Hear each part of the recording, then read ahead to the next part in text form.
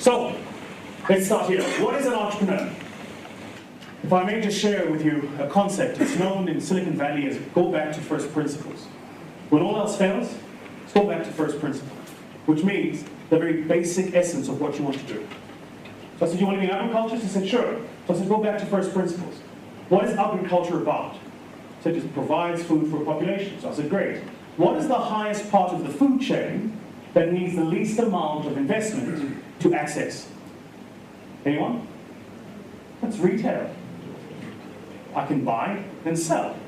I don't have to manufacture. So I said, why don't you do this? Get 200 Rand from a family friend.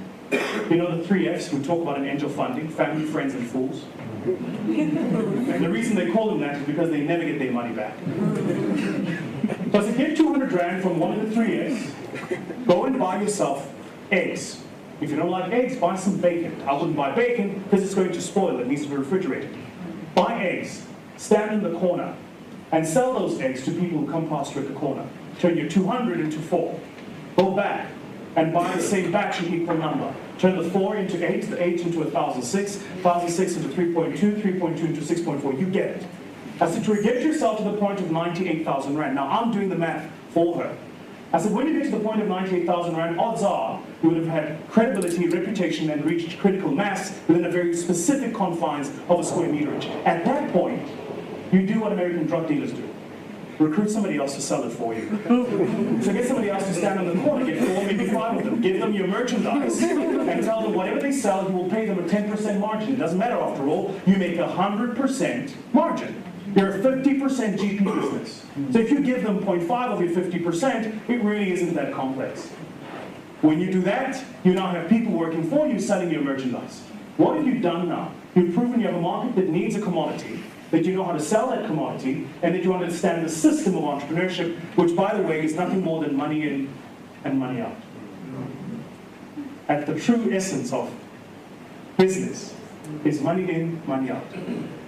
It doesn't matter how big the business is or how complex it is. It's just about making sure that money in is higher than money out. Peter Drucker says, entrepreneurship is nothing more than the ability to move resources from a place of least yield to higher yield.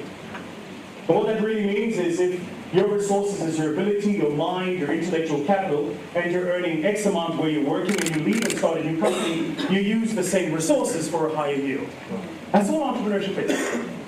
And it comes with a whole host of things. Your ability to take risks, to spot opportunities, to take chances, to have the willpower. But at the heart of what entrepreneurs do is they move resources from least yield to highest yield. So why do I work more outside the country than I do here? Because I earn more dollars. And you will see what they earn. Very I feel for you guys. It's tough. It's interesting when my international clients call me, they go, so you want us to transfer? No, don't transfer. Keep it there. Can I make a confession in this room? I don't have a pension fund. I do, but I don't really. My broker calls me and says, we need to up your... For entrepreneurs, the businesses we build are our pension funds. I'm building it so I can sell it, so I can make money from it. I'm not waiting to get to 65 and retire. The very concept of entrepreneurship means you're probably never going to retire. You're going to work hours that are very long. You're going to miss family meetings. You're going to have huge conflict with your loved ones. You very often are going to be absent to build something that people don't understand. Customers are going to take forever to pay you. Suppliers are going to want their money all up front. And you do all of this just for the hope that one day you might sell it and make money out of it. That's our retirement. So take your pension fund and put it in. Prove that you can take the risk. Entrepreneurship is 99% mental state. It's only 1% will and action. The other 99% is what's happening up here. I've had more months where I couldn't pay salaries than I care to remember. I've defaulted on car and home payments more times than I can remember. I've been blacklisted, then unblacklisted. I've had lawyers come after me. And entrepreneurship is nothing more than believing in something other people don't believe. Seeing things they don't see, and having the courage to do what most people won't do, often for a return you will not experience in your lifetime. That's what it is. And so what holds us back is we need to be seen, after all, at Sway and Taboo in our pinstripe suits. And of course, if you can't be bumping and grinding with J.C. LaRue and Lil Wayne, then you're not quite the success. Have you ever thought why it is that club owners feel it necessary that when you buy a bottle of something, they bring it to you with sparkles? Ever ask yourself why? Why in a dark club, when you're sitting in VIP, no one cares that you're in VIP. I've never understood the concept of VIP in the club. Because you're here, down there, and there's a screen, and you're VIP.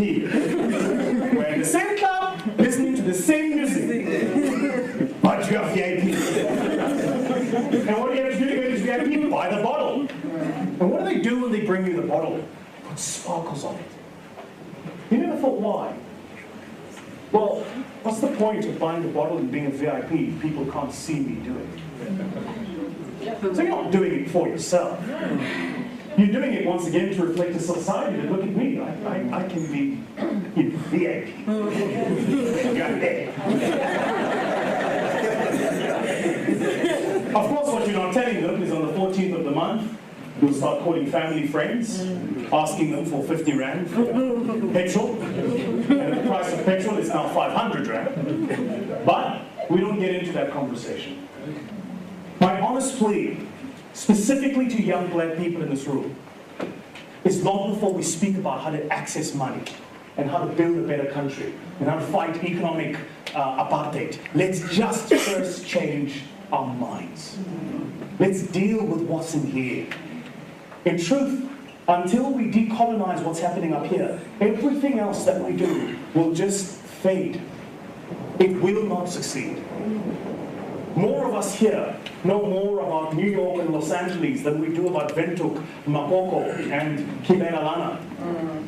More of us here will take our first trip to the Americas and Europe than we will right next door to Zimbabwe. Why? Because deeply in our minds we continue to be colonized. And it's now a colonization that you and I put on ourselves. So that's why I was hard on the den. Because I think it's about time somebody said to young black people, actually, you're better than this. And a lack of effort, a lack of preparation, apathetic behavior is just not acceptable.